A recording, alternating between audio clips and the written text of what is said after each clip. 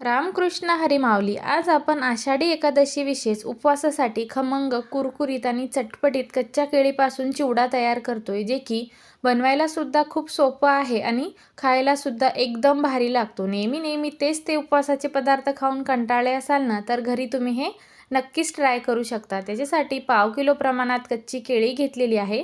पाव किलोत साधारण 3 केळी येतात. बाजारातून आणल्यानंतर मिठाच्या पाण्याने स्वच्छ धुवून घ्यायची आणि नंतर बघा अशी सालं काढून घ्यायची. बघा एकदम मस्त सालं काढून झाली की पातळ असे चिप्स आपल्याला कट करून घ्यायचे आहे. हवं असल्यास तुम्ही स्लायसरने याची स्लाईससुद्धा करून घेऊ शकता आणि नंतर मग असे छोटे छोटे चिप्स तयार करून घेऊ शकता. एकदम पातळ न करता मध्यम असे ठेवायचे, कारण तेलात घातल्यानंतर करपू नये याच्यासाठी. बघा छान असे चिप्स मी तयार करून घेतलेले आहे. एकदम सोप्या पद्धतीने तयार होतात. तुमच्याकडे जर फ्रेंच फ्राईजचं कटर असेल त्याच्याने सुद्धा तुम्ही हे करून घेऊ शकता. मीठ घेतलं, थोडं पाणी घालून हे मिक्स करून बाजूला ठेवायचं.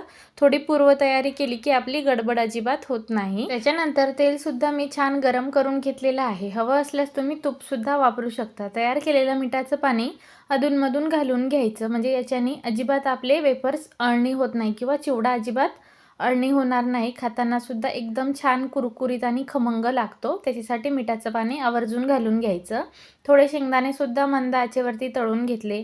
काजू आणि बदामसुद्धा आवर्जून घाला, म्हणजे याच्याने अजून चिवडा खायला छान लागतो आणि पौष्टिकसुद्धा होतो.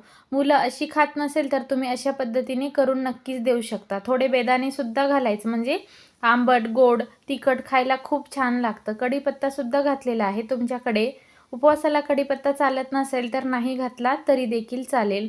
थोडं मीठ घालायचं, पिठी साखर, लाल तिखट आणि चाट मसाला घालून हे चांगलं मिक्स करून घ्यायचं. बघा छान असा चटपटीत चिवडा तयार झालेला आहे. तुम्ही सुद्धा असा चिवडा नक्की ट्राय करून बघा. उपवासाला किंवा घरात लहान मुलं असेल तरी सुद्धा नक्कीच ट्राय करू शकता.